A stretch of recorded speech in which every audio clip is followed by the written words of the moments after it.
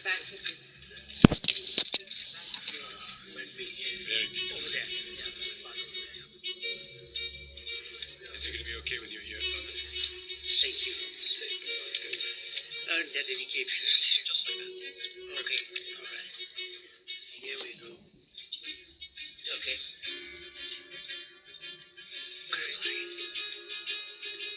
The Tibetan people are being exterminated. Their culture and religion are being stamped out. Since he was 4 years old, the Dalai Lama was trained to lead his people, but lost control of his country to the Chinese government and has led his people from exile for decades. Thank you, Dee. Amid tear gas and police dogs, Desmond Tutu led a people against apartheid. The idea of freedom has not yet come to this last remaining bastion of white supremacy in Africa. When people decide to be free, absolutely.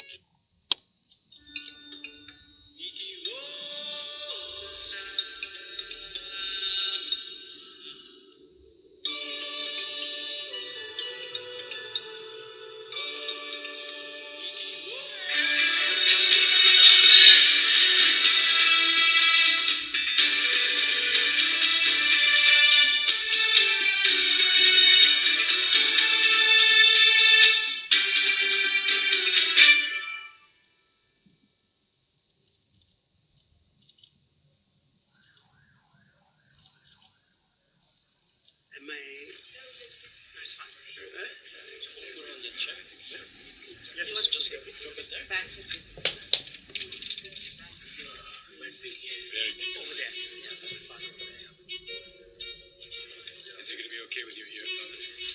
Thank you. Earn that dedication. Just like that. Okay. All right. Here we go. Okay.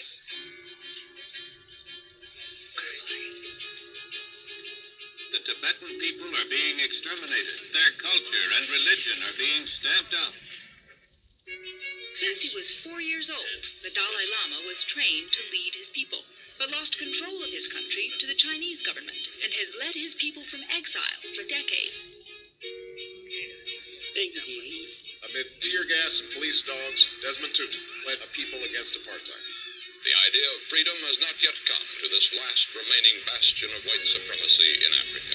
When people decide to be free, absolutely nothing is going to stop them from becoming free. Archbishop Desmond Tutu of South Africa came to meet the Dalai Lama.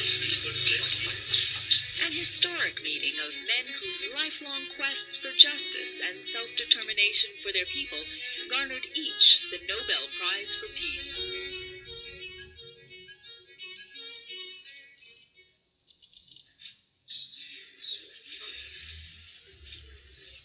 How are you doing, everyone? Are we ready? We can.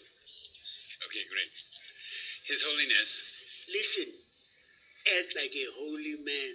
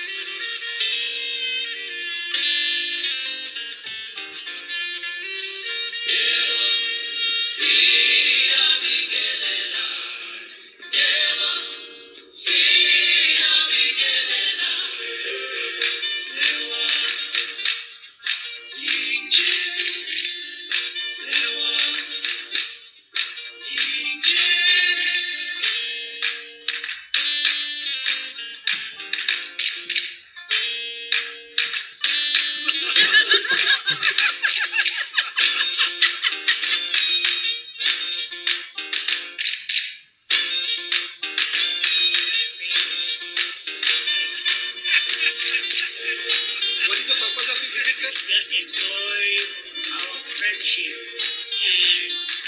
and maybe talk about joy. This is my doctor.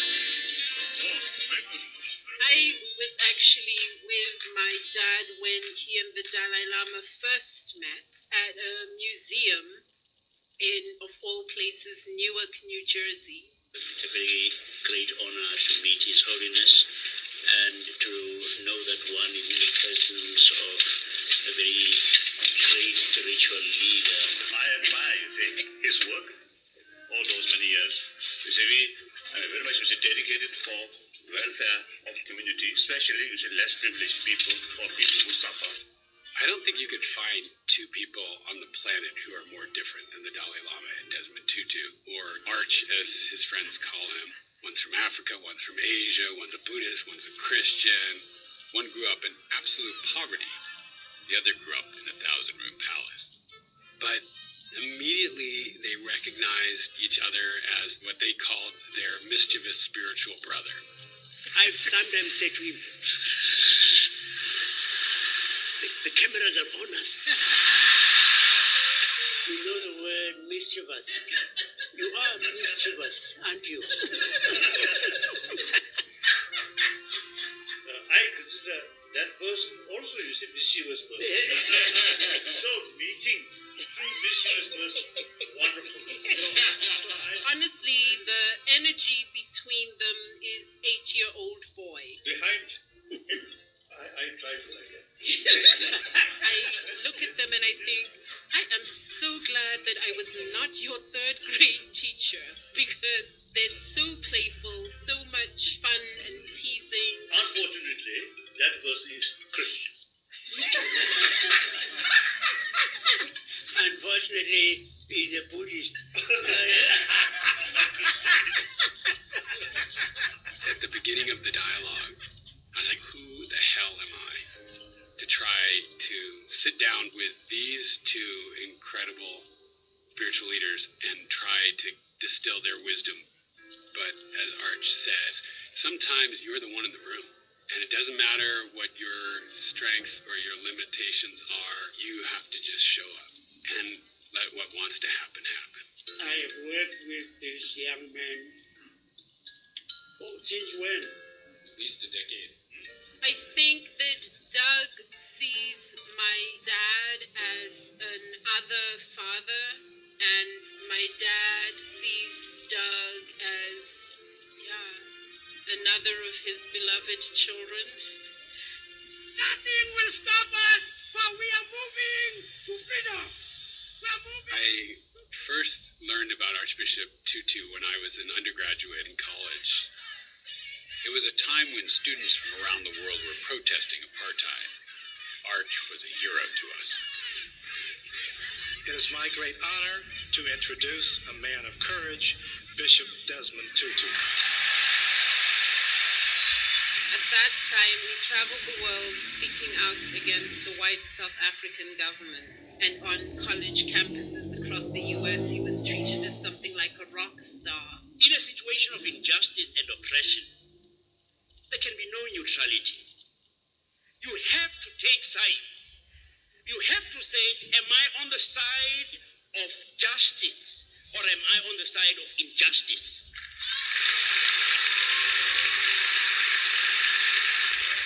I was so inspired. I wondered, how does a man like this, how does he live day to day, and what can I learn from that? When I ended up in publishing, working with visionaries, Arch was at the top of my list.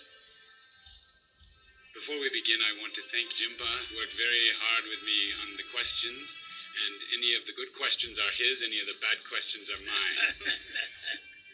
That may be a good answer from him, bad answer from him.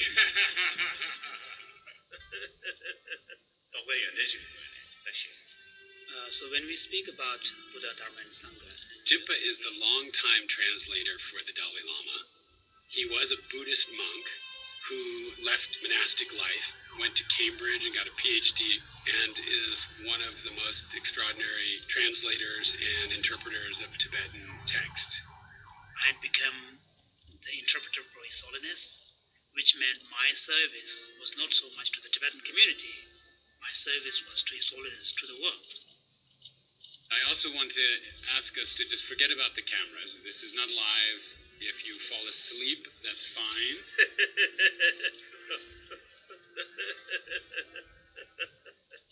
One time, we were at Arch's office, and the chairman of the Dalai Lama Foundation turned to me and said, "What do you think about Arch and the Dalai Lama doing a book together?" I said, "Wow, that would be amazing. Like, what would it be about?" And we both paused for a second, and we looked at each other and we said, "Joy." If anyone could help us live with more joy in the face of the pain in our lives and the pain in our world, it was these two men. It's clear that laughter is central to the way that you are in the world. Your spiritual practice hasn't made you somber and serious. It's made you more joyful. So how can people cultivate that sense of joy as a way of being, not just a feeling?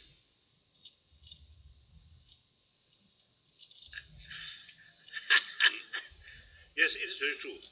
Although you say my English very, very limited, very tiny.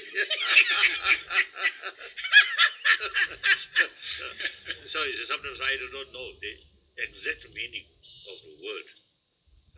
I think when I use the word joy, in the sense satisfaction, which is the meaningful life and the ultimate source of meaningful life is within our own self. Yes. In fact, when you say you are pursuing happiness, you are not going to find it. It's very elusive. That's right. Yes. You see, usually everybody seeks happiness, joyfulness, but from outside, from money, from power, from big car, from big house. Ultimate source of happy life, even physical health, inside, not outside. So now, here, you, Tutu, my long time, my friend, see, you have, I think, great potential. Potential? Great potential, yes. I mean, great potential is to create more happier humanity. Even, you see, just look, you see your face. You're always laughing, always joyful. That itself, very positive message. But let me ask you. Oh. You've been in exile 50 what years? 56. 56. From a country that you love more than anything else. Why are you not morose? Morose, sorry. Sad. Oh. Some people call Tibet Shangri-La.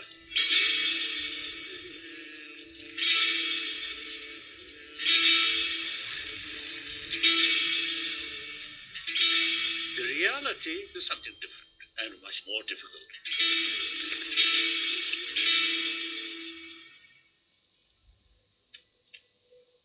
His Holiness the Dalai Lama was born to an ordinary farmer's family. In fact, his parents were illiterate. 13th Dalai Lama passed away.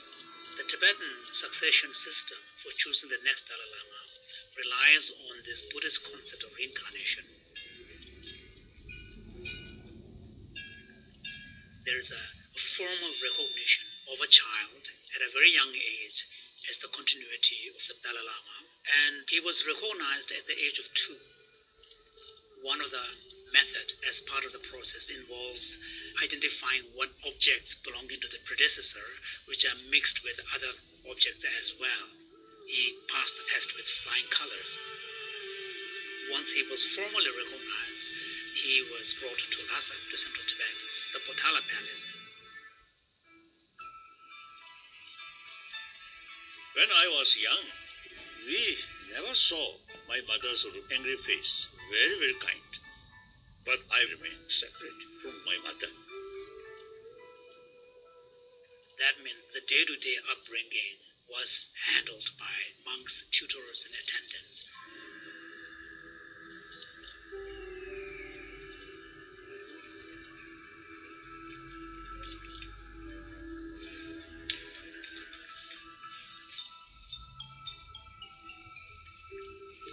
His Holiness, in some of his books, writes of loneliness.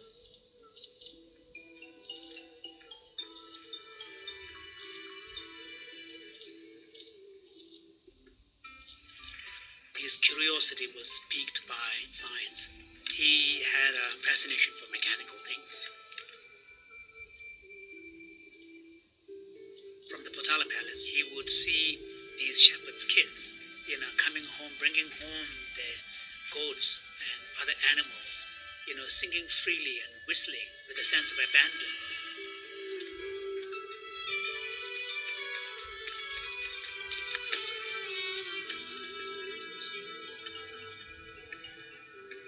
The expectation, aspiration, and hopes of the entire Tibetan people was placed upon, I would say unfairly, upon the shoulders of this young kid. Like age 16, I lost my freedom because the people asked me to take political responsibility. They insist because Chinese military already entered the eastern part of Tibet. Communist China claims that Tibet has been historically part of China and it's reclaiming what it sees as lost territory. And by 1951, they had completely taken over the entire country. Up until 1959, the Dalai Lama really made efforts to try to find a political solution to the arrangement of China's presence in Tibet. Both sides, Chinese side and Tibetan side, hardliner attitude. Of course, Tibetan side, serious of devotion to the independence. March 10, 1959, thousands and thousands of people came out into the streets protesting against the Chinese presence, which then created a large-scale people's uprising.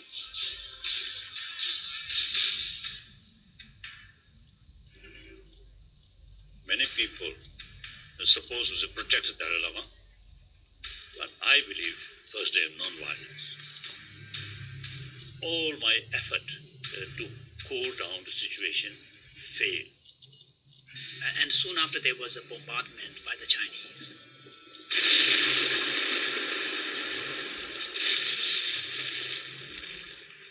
So then, there's no other choice except escape.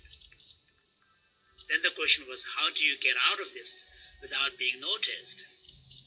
What His Holiness did was to disguise himself as a soldier. I can imagine those few moments when he's stepping out of his palace compound and pretending to be, one of the guards. And he left Lhasa and then began the long journey to India.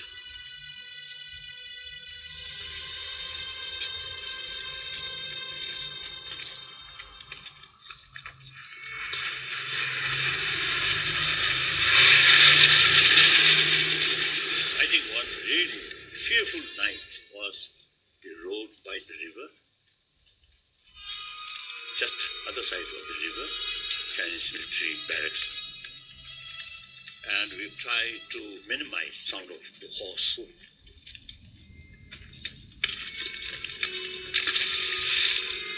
If they notice, if they open fire, finished.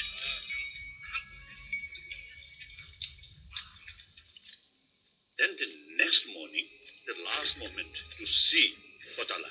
My horse returned towards Potala, some kind of final goodbye, and a very heavy feeling.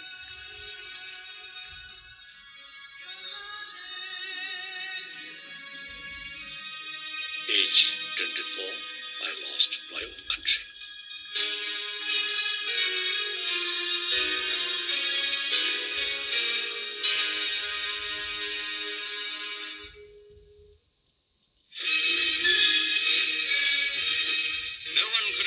His unruffled bearing, as he he was greeted by high Indian officials that the Dalai Lama had been in mortal danger since he left Lhasa, that he had been forced to leave his capital. Because I become refugee. So this new opportunity comes. If I still remain in Potala, in Lhasa, some people describe golden cage. Dalai Lama, holy Dalai Lama, remain like that. so I personally prefer refugee life. It's more useful, more opportunity to learn, more experience. Reframing, cognitive reframing is really a powerful technique to change your mindset. And in the Buddhist language, we call it outlook. And this is a fundamental insight in Buddhist psychology. That's why so much emphasis is placed in Buddhist psychology on changing the way you see the world. Instead of resentment and bitterness, reframing can help us, liberate us from that resentment and free us. You see, if you look from one angle, you feel, oh, how bad, how sad. But if you look from another angle about that tragedy, that same event, that gives me some new opportunity to learn. And then there is a Tibetan saying, wherever you received much love, that's your home. That's very beautiful. Oh. I mean, what you said is quite wonderful. I think to add to it is that the thing is not how do you escape. It's how can I use this as something positive. And Holiness has indicated that nothing, I think, can be more devastating in many ways than being turfed out of your own country. I mean, it's part of you. And by rights, His Holiness should be a sourpuss. I mean, he should be, That's what it is. when you look, like when you wait, just do that face, leave your face as it is normal. Like you see, look like that. You look like you were a real sourpuss. Kasa.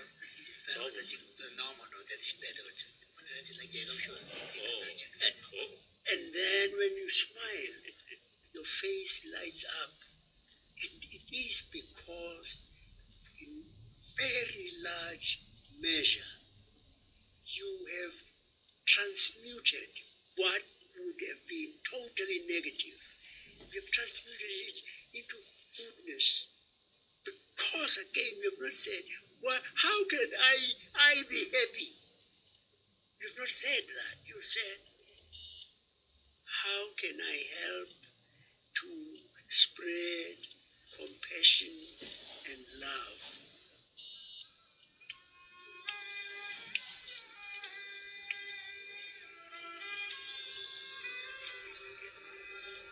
The idea of the dialogues was to explore the nature of joy in the face of adversity. But they also wanted us to bring in the science. They said this shouldn't be a Buddhist dialogue or a Christian dialogue. This should be about the nature of being human. And so they asked me to find out whether what they were saying was confirmed or contradicted by science. Dr. Sonia Livermersky at the University of California, Riverside has done some extraordinary studies on the science of happiness. My lab and I started doing what we call happiness interventions. So they're basically like clinical trials, but instead of testing a new treatment, say for COVID, we're testing a happiness strategy. In one typical study, we found that people who did acts of kindness for others became happier and actually stayed happier for about 2 to 4 weeks after the study was over. And then people who did acts of kindness for themselves felt good while they were doing it, but that didn't change their happiness. So what really was important about kindness was that you're connecting with another person, and it might actually have effects on the body. So we collected blood, and we found that those who did acts of kindness for others showed changes in their RNA gene expression in the blood that were associated with a healthier immune profile. So it turns out that happiness isn't just something that feels good. It's not just about pleasure, but it's more than that. Happier people have more friends. They're also more productive at work. They're more creative. They're physically healthier. They have stronger immune systems. They even live longer.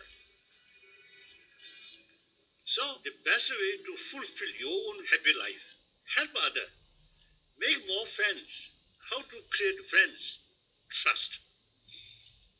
I mean, we have to take care ourselves. Without that, we cannot survive.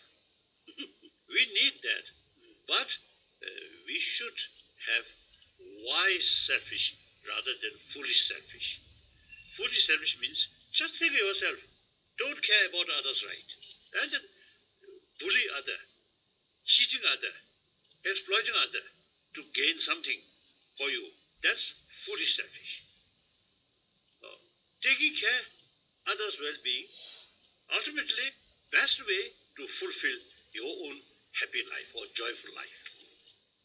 So that's wise selfish, isn't it? You're very good. You're wise. I wouldn't say wise selfish. You're wise. You don't wake up in the morning and say, hey, I'm going to become a friend to the Dalai Lama. It just happens. I think it was a communication of the heart. Look at this. I thought you were non-violent. The Dalai Lama and Desmond Tutu have only actually been together half a dozen times. You know, global spiritual masters don't have a lot of time to hang out with their buddies. Think good thoughts. Think of me. The Dalai Lama was invited to my dad's 80th birthday in Cape Town. The South African government at that time had extensive trade relationships with China, and they delayed the process of issuing him a visa for weeks and weeks and weeks. It's quite unbelievable. The discourtesy that they have shown to the Dalai Lama. I mean, Dalai Lama. I am warning you. One day we will start praying for the defeat of the ANC government. For the African National Congress, for the ANC to prevent the Dalai Lama from coming to South Africa and not giving him a visa was just a betrayal. So we knew that the only way to get them together was to bring Arch to Dharamsala. We just didn't know if his health would be strong enough. My father had several recurrences of prostate cancer, and so there was, constant concerns and in and out of hospitals and all kinds of infections. So eventually all of the pieces fell into place. My father was so happy to finally see his dear friend again and to embark on a joint mission that spoke to their life's work, a mission of joy. And some other leaders, sometimes when we are meeting, you see, like statue, something like this, very much seriously. So I'm thinking there's something very holy, formal sort of meeting. I wish something go wrong. Now, people are going to know that the Dalai Lama who comes into a room and he's looking around, maybe sitting with the president or something. He hopes that the chair will break down. So you describe me as a mischievous person. He's doing very well. He's behaving like a human being.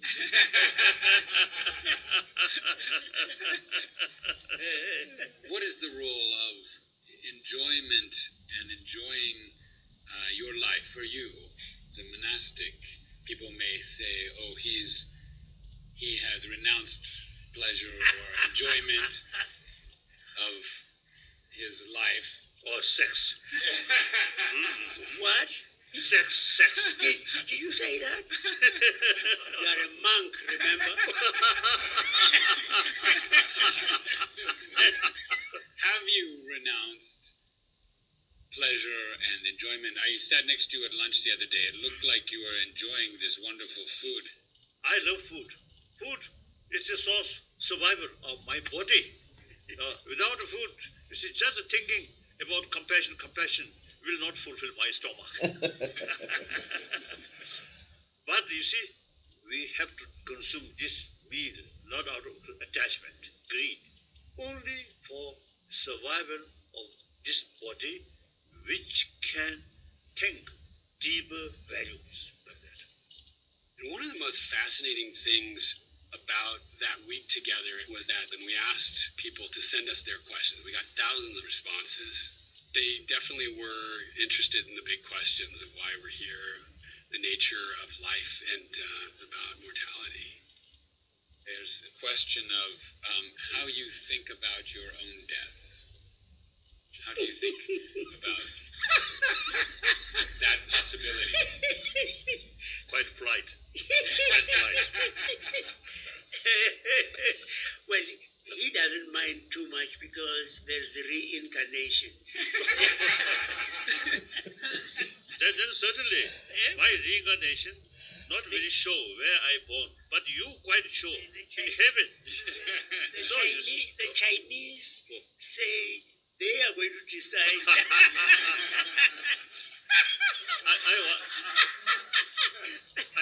You must be nice to them. Yes. Well, I should say that for a very long time, the thought of my demise brought a great deal of anxiety. I've had a number of near-fatal illnesses. As a child, I had polio, and my father went off to buy the wood for making my coffin. And then in my teenage years, I developed TB. I was quite surprised after I said, God, if this is curtains for me, then it's okay. I have to admit that I was surprised at the calm and the peace that came over me. This is a fact of life. Death is a fact of life. Yes. That's right. Yes, I think you rightly mentioned. Sooner or later, death comes. So, while you're alive, your life should be meaningful. I think maximum 100 years. That short period should not create more problem on this planet. Like that. Yes. I think there's a lot of shared background. Both of them are deeply spiritual people. And also both of them have deep history of struggle against authoritarian systems. Bishop Desmond Tutu has become the leading voice in South Africa against that country's system of separation of the races, apartheid, under which the best housing, jobs, and education are reserved for the white minority and are denied to the 22 million blacks. Apartheid really began in 1948, but separating black Africans from the white minority had long been a policy aim. Many had no right to citizenship and were regarded as aliens in major cities. Instead, they were made citizens of Bantustans, homelands scattered throughout South Africa. I'm from one of the townships in South Africa, Black Townships, Squala region. Archbishop, you were saying how His Holiness has experienced great suffering in his exile, but you too, in apartheid, and you and your people experienced great suffering, and even in your personal life, you've dealt with cancer, you're dealing with prostate cancer now. you've been able to maintain that joy in the face of that suffering. How have you been able to do it? Well, I've certainly been helped by many other people. You open, you blossom, really because of other people. When I was about 9, my mother was working as a domestic worker at a institute for blind people. I recalled this white priest in a long flowing cassock doffing his hat to my mother. That struck me as being quite odd. That was completely unheard of in the South Africa of the time. White man would not treat a black woman and a washerwoman at that as a person worthy of dignified respect. Trevor Huddleston was the superior of the Community of the Resurrection, which was an Anglican order of monks. Later, when my dad was hospitalized with tuberculosis, Trevor was a regular visitor, used to bring him magazines and comic books. When you help someone who is less well off, when you are kind to someone else, you end up being joyful. But why? Because we realize that we are made for goodness.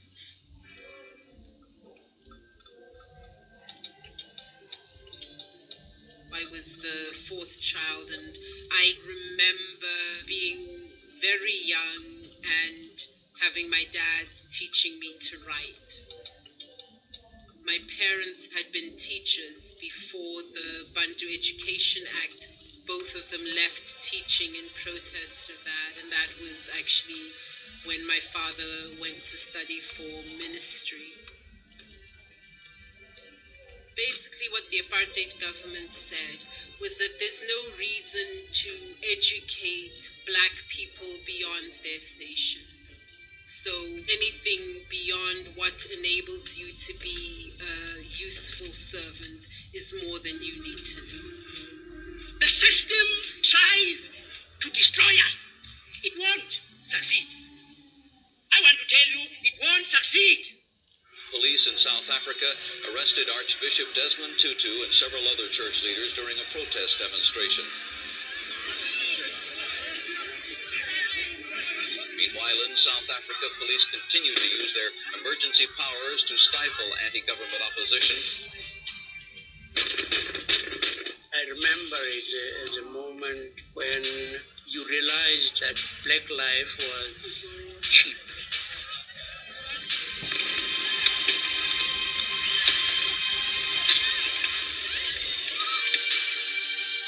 Tutu reiterated a commitment to nonviolence, but added, it's very important when talking about violence to note that the primary violence in South Africa is the violence of apartheid.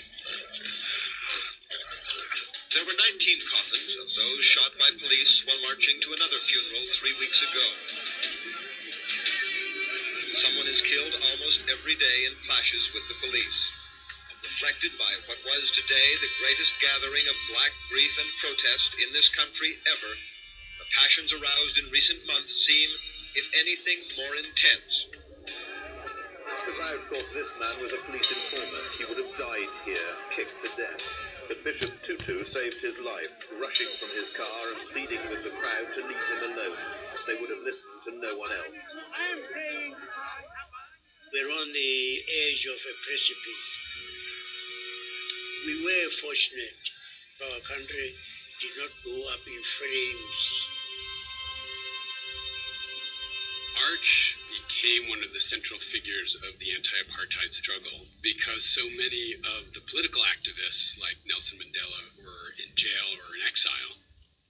And it really became his ministry and his mission to explain to the world what was happening in South Africa.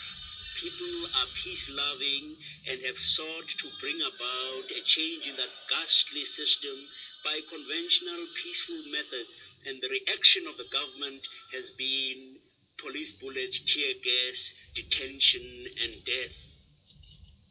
and he became public enemy number one.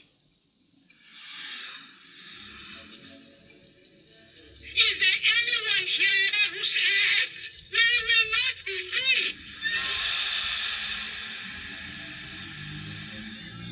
He was ultimately significant in bringing down the apartheid regime.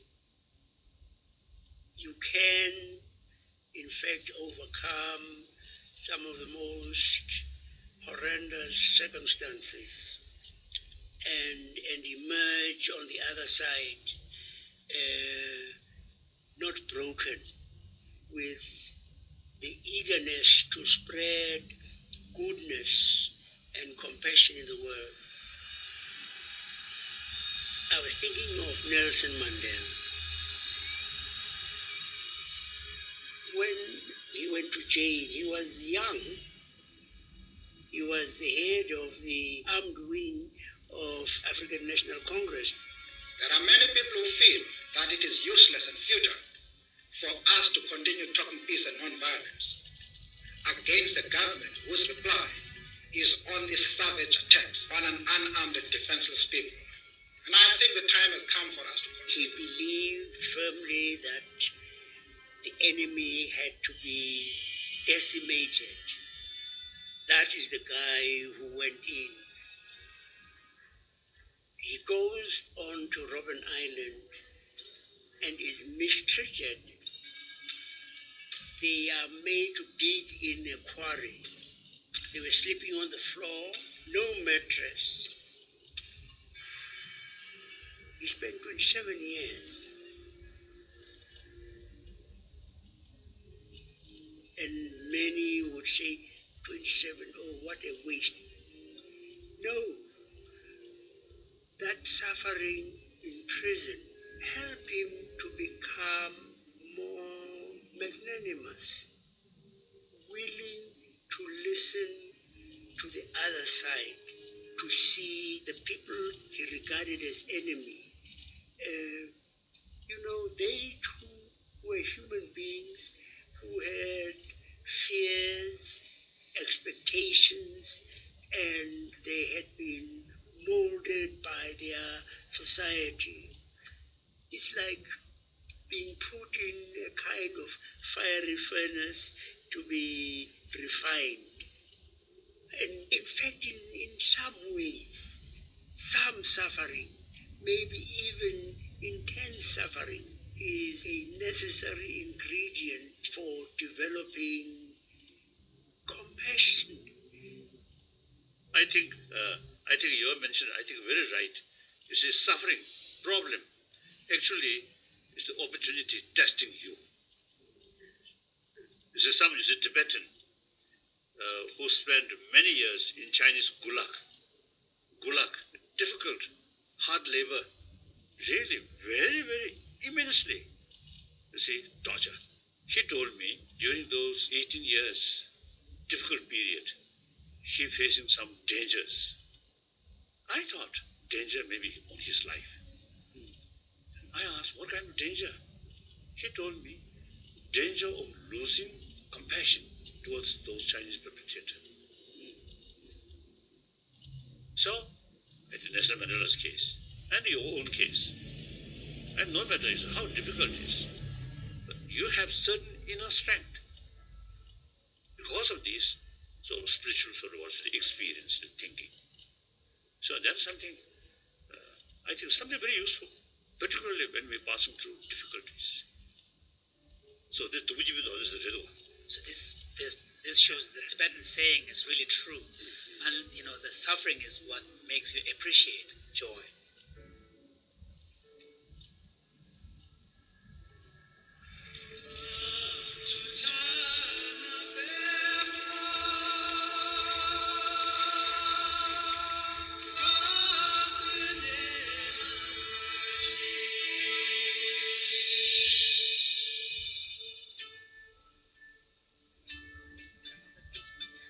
Classical Buddhist education involves many years of rigorous academic training, a large part of which is actually in the format of a dialectical debate.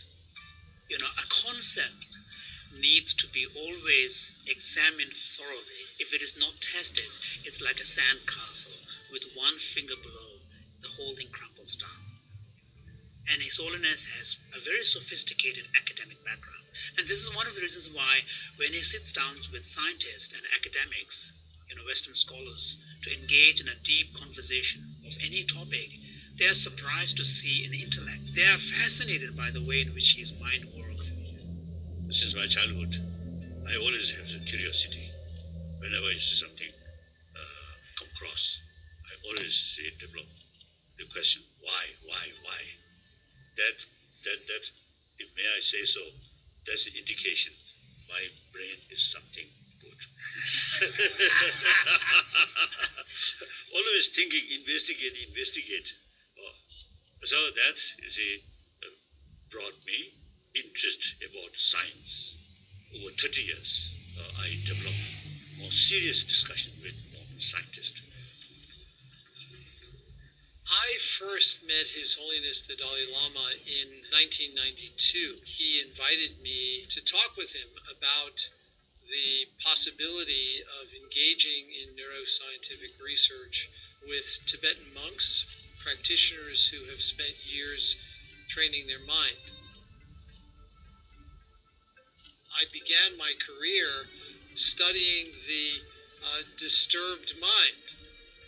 And when I met His Holiness for the first time, he challenged me in a very direct way, and he said, why can't you use the same tools of modern neuroscience that you've been using to study depression and anxiety and fear? Why can't you use those same tools to study kindness and to study compassion? When we first proposed this, most people looked at us like we were absolutely nuts.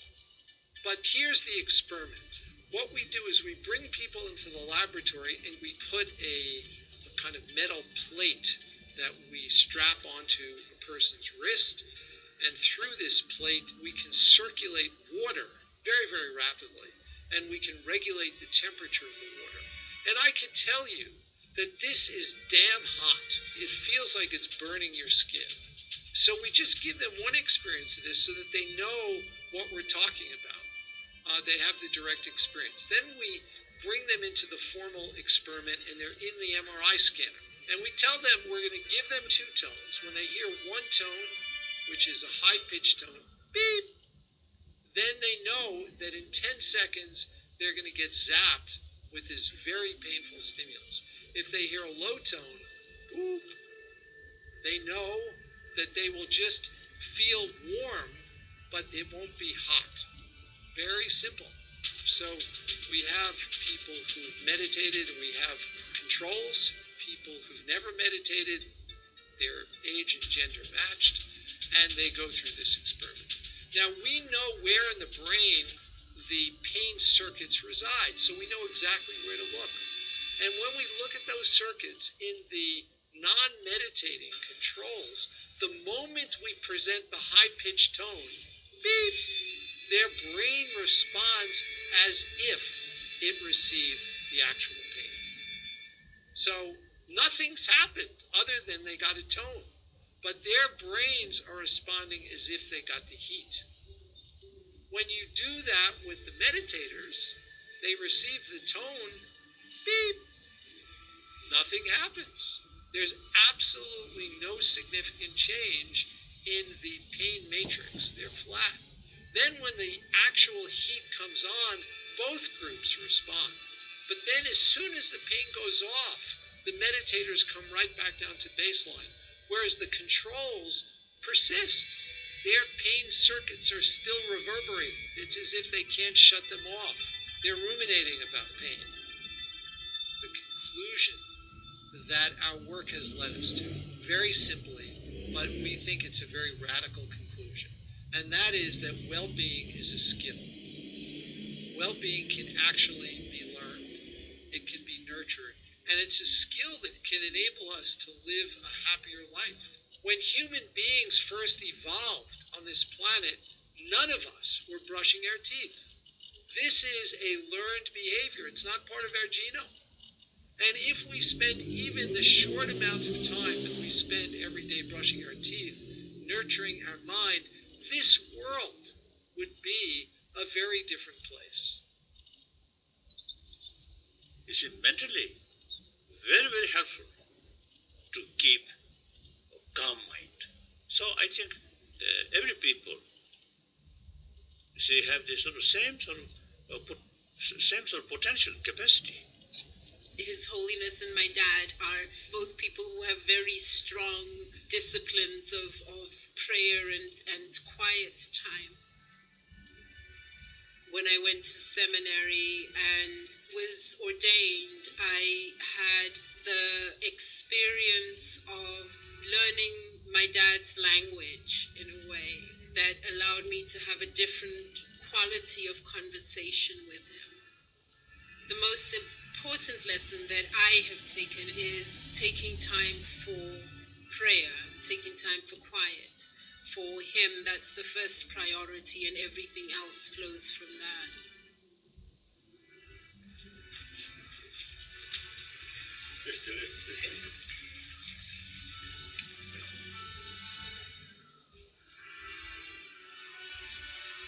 It's incredibly rare for anyone to be able to go to the inner sanctum of the Dalai Lama's meditation room. It's this very private room where His Holiness spends most of his time, where all of his texts are.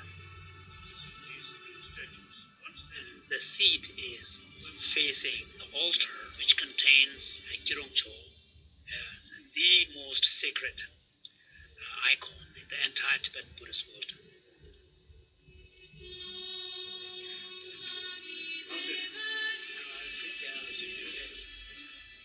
The Dalai Lama is going to share one of his meditations with us, and he's like, okay, so every morning I start off with the death meditation.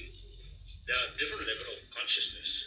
In the most subtle level, breathing cease, heart beating cease, brain also cease, no longer function. You know, and I think about how my body and my identity will dissolve. So that we call intermediate state. Then rebirth, you see, at the time of real death, suppose well equipped, but I don't know, not very sure. We then had a Eucharist service. The Eucharist is a prayer of thanksgiving for the life of Christ and for Christ's life in us. Blessed be God, Father, Son, and Holy Spirit. We share in the body and blood of Christ, and so typically we have bread and wine. You see, Buddhist monk, do not take wine. Well, I won't allow you to try.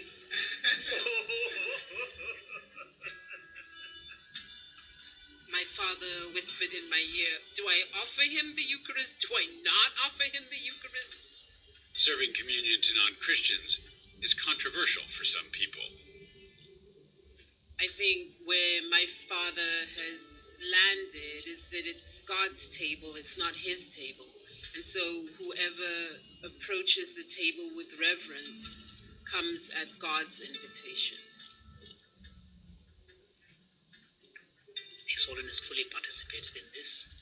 It was a very powerful experience for me personally, because Archbishop led through the sacrament. Glory to God in the highest, and peace to his people on earth.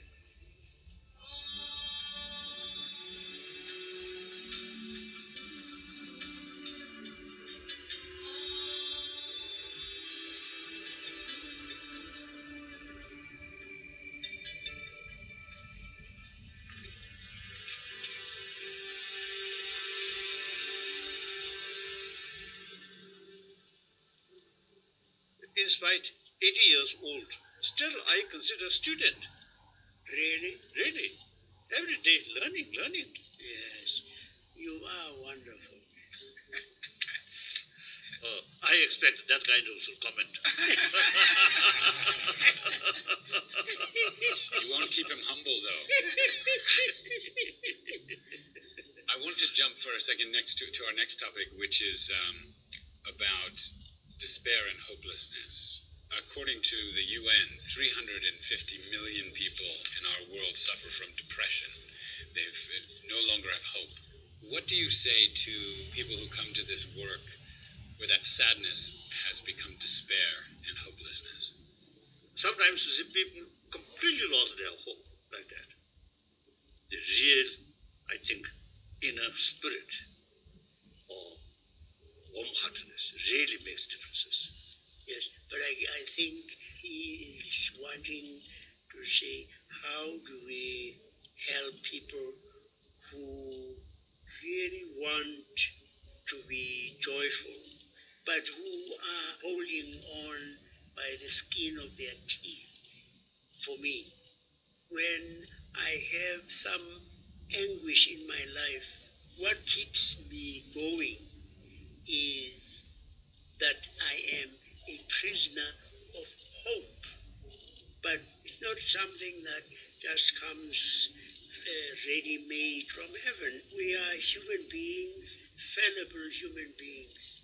And His Holiness points out that, we see him so serene and calm. But there was a time when he too and His Holiness's serenity didn't come ready-made.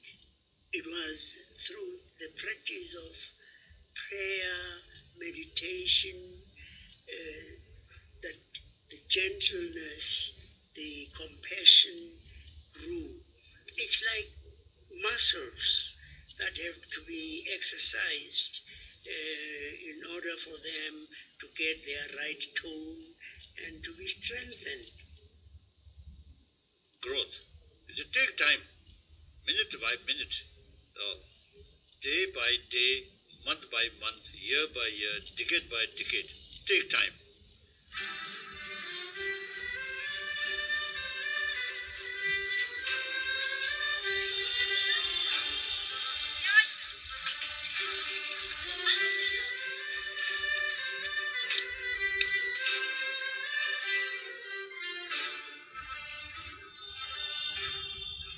The Tibetan Children's Village is where children who have come as refugees from Tibet come to live. It's a sort of an orphanage, really. It's an orphanage, a school.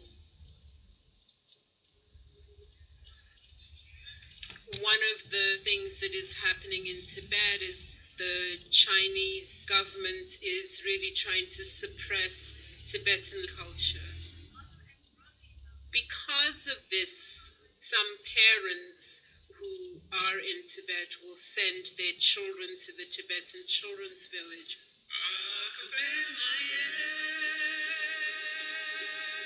I was originally sent to Tibetan Children's Village when I was 4 years old. My first memory of meeting the Dalai Lama is probably when I was about 7 years old, 6 years old. This was at the Tibetan Children's Village in Shimla, northern India. And the entire school community was busy preparing, cleaning the roads and, drawing patterns on the ground at the traditional Tibetan style. And it turned out that I was one of the 2 children who was appointed to, walk beside him, holding his hand. One of the questions I asked him was, whether I can become a monk. So I don't know, there simply have been some karma.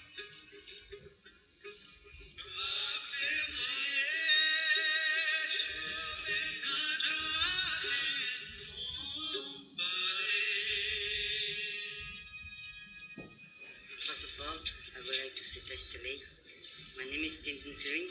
Now I'm going to share how I escaped from Tibet. I'm Tenzin Doma of class 12.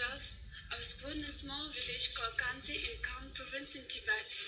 I came from Tibet when I was 5 years old, and in 2002. It was a great loss for me, not being with my family, especially my mother. My journey is very difficult because we crossed the Mount Kailash and many rules. We had to hide from the Chinese police. So my grandmother hid me among the luggage or under the seat of the bus.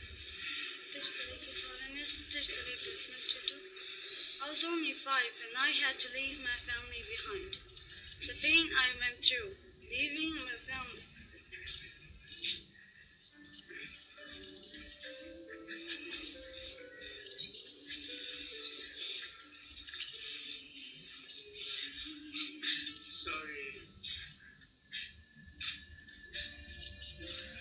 That was really an aching moment, an aching encounter. You should think, at present, you've got complete freedom and have the opportunity to study not only modern education, but also, you see, study, learning our ancient, 1,000-year-old rich culture. So look that way, so you feel okay. And His Holiness always is aware that there is a kind of expectation on his part to be the rock, to be the anchor, for every Tibetan. So I think that, and so it's sort of on his part, it was more of a not so much giving comfort per se, but giving courage. Whereas the Archbishop's immediate response was to give comfort.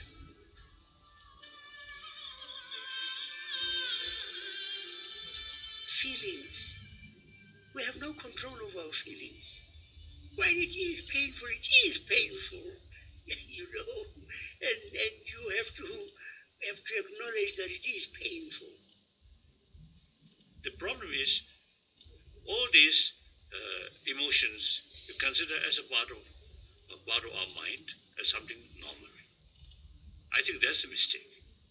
Once we realize, like anger or envy or these, as harmful, firstly destroy my peace of mind. That constantly even destroy my health. Too much of these negative emotions create more trouble among our own family or among our own community or among friends like that. So that's, I think, important. Yes, but I think we ought not to make people feel guilty. Emotions are spontaneous things that arise. I think important is any emotion which brings some peace of mind, and any sort of emotion which disturbs that's important to realize that. Once we recognize that, these negative emotion, you have some kind of distance. The Dalai Lama was saying, if we do our spiritual practices, if we take the time to cultivate ourselves, we can prevent ourselves from falling into fear, anger, and sadness. But as Arch said, inevitably, at some points we are, because we're human. I would say to everyone, you are made for perfection. You are made for perfection. You are not yet perfect. You are a masterpiece in the making.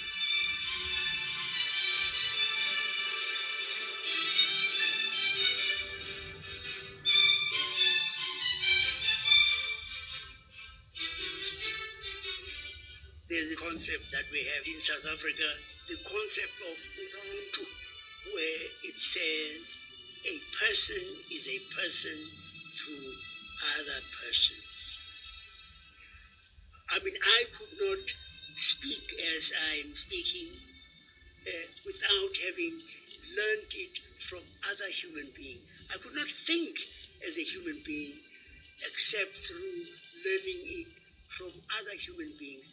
We belong in this delicate network.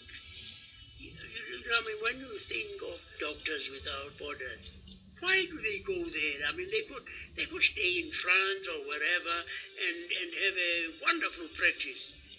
But they don't.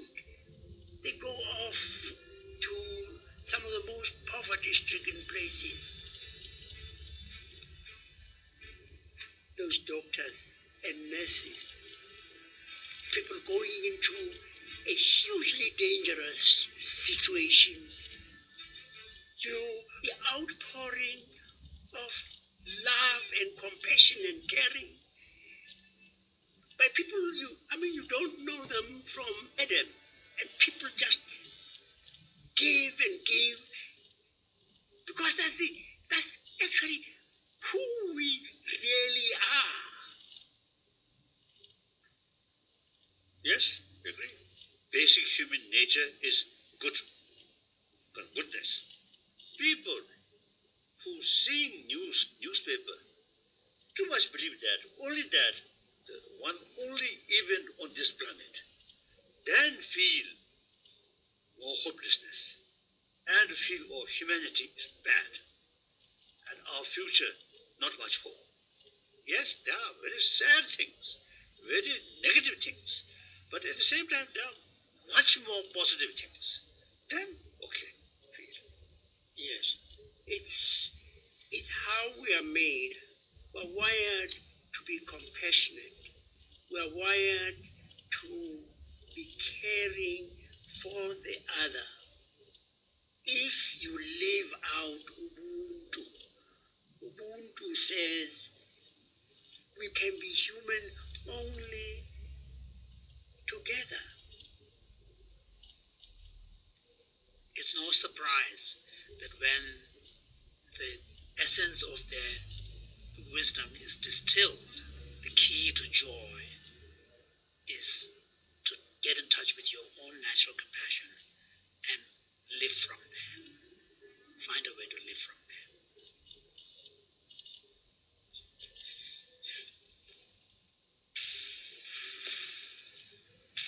At the end of the apartheid era, many people didn't know how their loved ones had died, where their loved ones were buried, knew nothing of the ends of their loved ones' lives.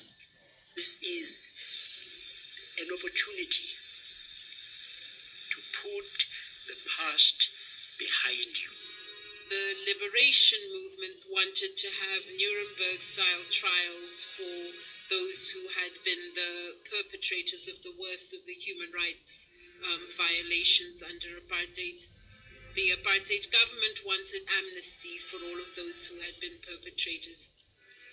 The Truth and Reconciliation Commission was something of a compromise. In exchange for telling the truth of their actions, people would be immune from prosecution. There's one thing that I will have to live till the day I die. It's the corpses that I will have to drag with me to my grave of the people whom I've killed.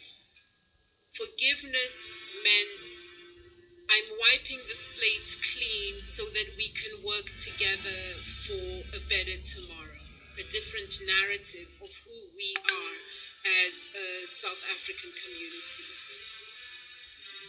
And my father was invited to chair the commission. We are charged to unearth the truth about our dark past, to lay the ghost of that past so that they will not return to haunt us, and that we will thereby contribute to the healing of a traumatized and wounded people. When you shot this man, what did you see? I shot him on the side of his head. Captain Rian Bellingen was accompanied by this colleague, Constable Tapelo Mbello. A man approached us raising his arms. One sergeant from the riot unit, he was a white sergeant, said, I should shoot this man. I shot him whilst he was lying on his back. We had mothers of some young people who were killed. One man who betrayed these young people appeared in front of these mothers and asked for their forgiveness. And one of the mothers said, my child, I forgive you. there is an incredible kind of nobility and strength. We have the potential to be instruments of incredible compassion and forgiveness.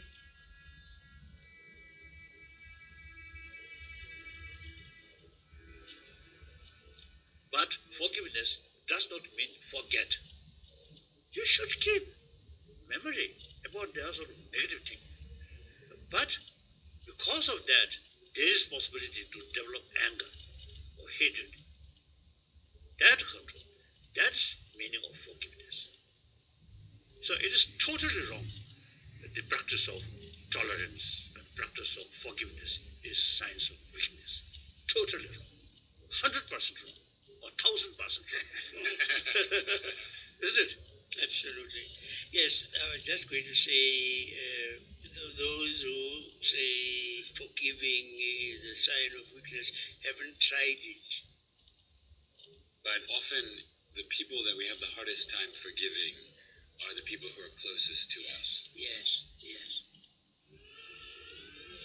My father's father was the headmaster of the school across the street from their home. My grandfather was wonderful, fun, bright, and all of those positive attributes. But when he got drunk, he became violent and abusive. My mother, she was just such a very gentle person, an incredible human being.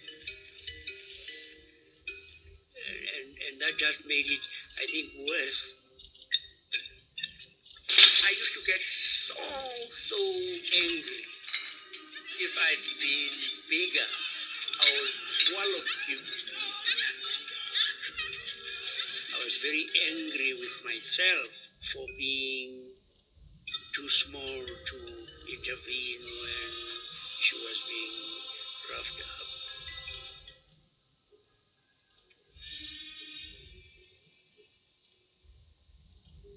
If he were here looking at you, what would you say to him? I would certainly tell him I was deeply hurt by how he treated my mother. One great regret I have is when my father said he wanted to talk to me. There was something he wanted to tell me. And I was too tired, and I said, no, well, we'll talk. Can we talk tomorrow? It sometimes happens only in novels. We were awakened early in the morning by someone telling us that my father died the previous evening. And so I've never known what it was he wanted to tell me. I hope it was that maybe he had a premonition of his death and wanted to say how sorry he was for the treatment that he had meted out to my mother. And so I regret that, and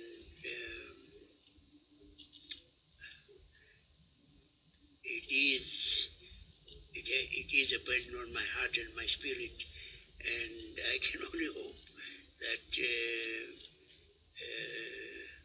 he will have forgiven me.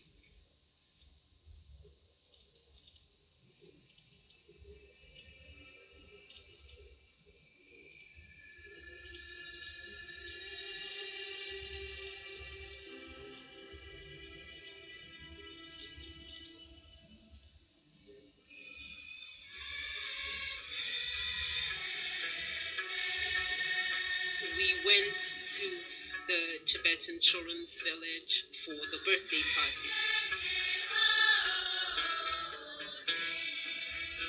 We wanted to throw a little surprise party for the Dalai Lama. Ended up 500 people.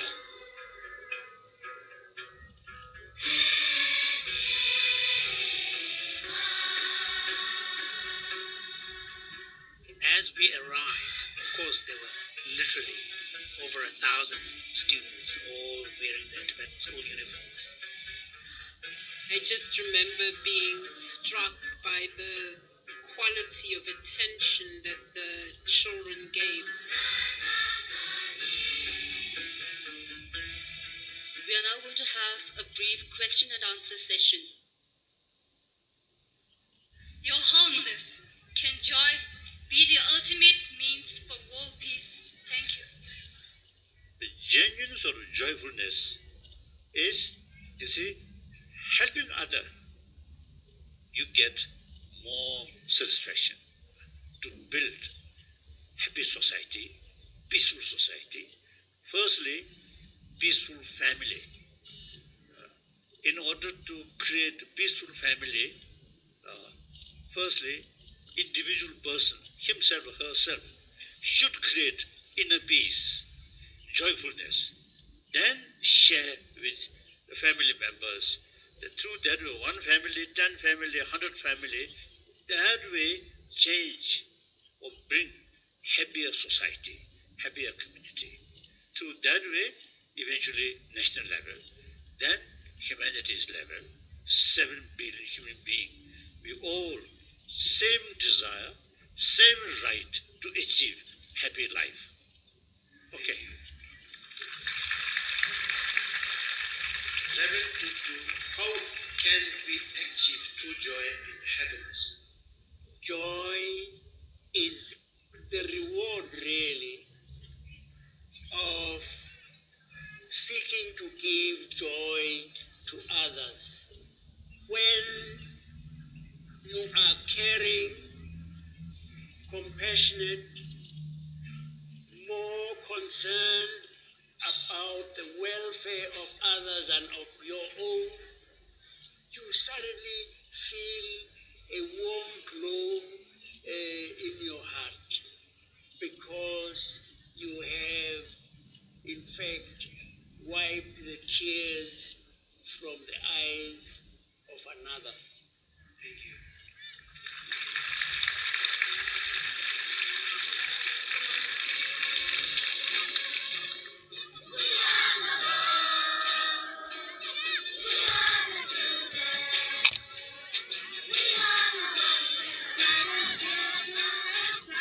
Arch is dancing with this fantastic sway, and he's so cool. And, the Dalai Lama is standing there, kind of nervous.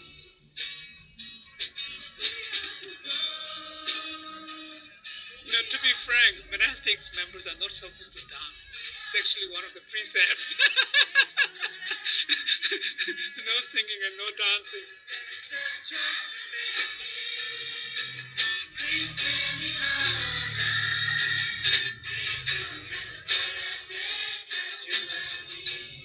He was able to persuade His Holiness to stand up and at least do some moves.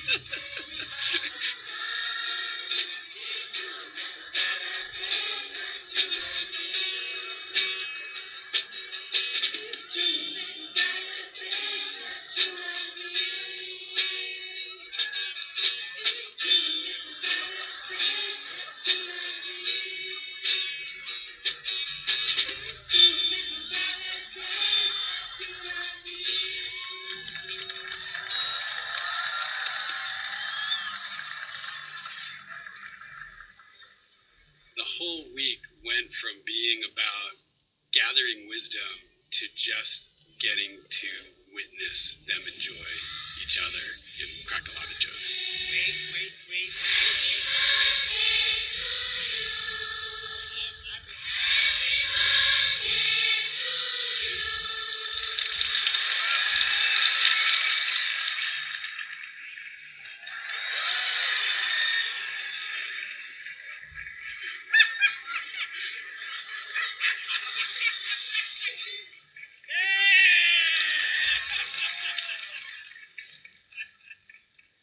I think my last question for you both is...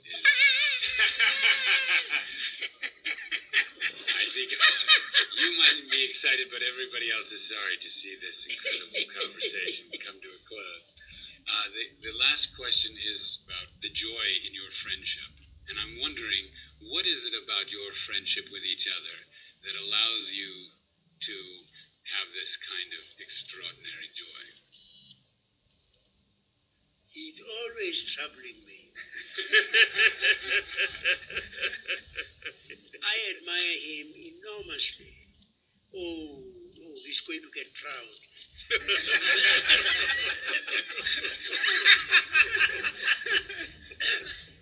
I'm just saying, he is there for us as a beacon.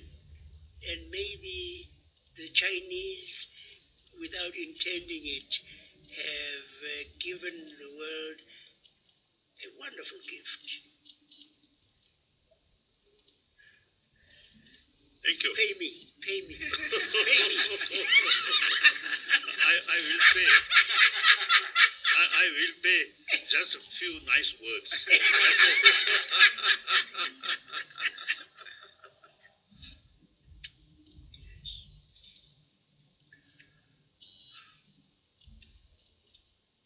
Firstly, I always look at the people, human level. So I do not consider importance of their rank or position. I always look human level.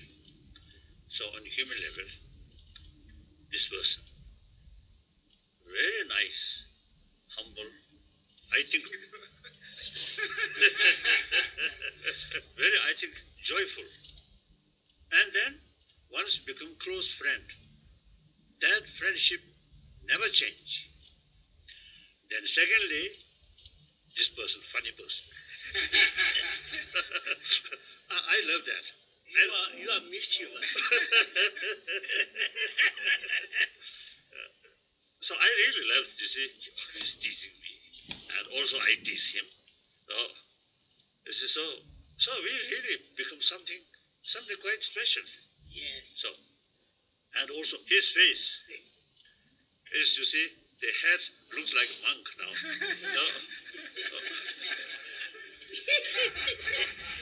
You see, this picture, special picture, I think at time of my death, I will remember you.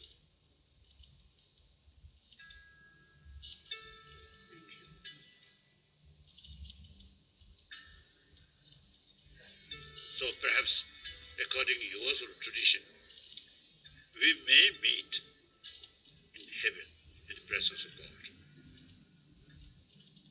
You, as a Christian good practitioner, you go first. You may, so what's the day, helping me bring together. And from the Buddhist viewpoint, once you see develop some special sort of close connections, then that sort of impact will carry life after life.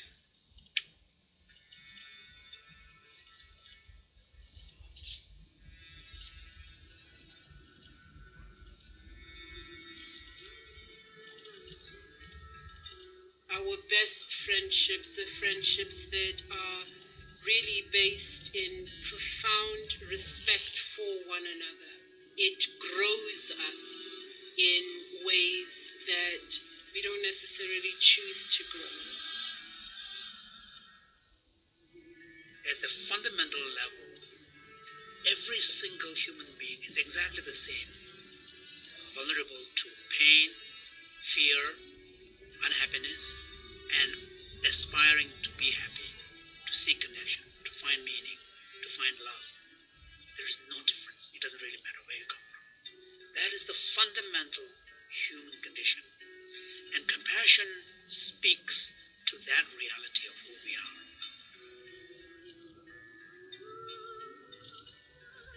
I think there's nothing more profound than recognizing the joy that is at the heart of our shared humanity.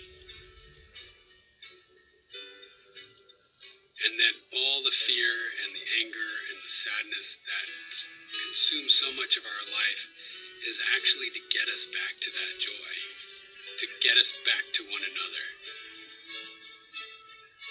And I think the Dalai Lama and Desmond Tutu's message is that we can reconnect to our humanity and to one another's humanity. And that is where we find joy and happiness that we can access at any time.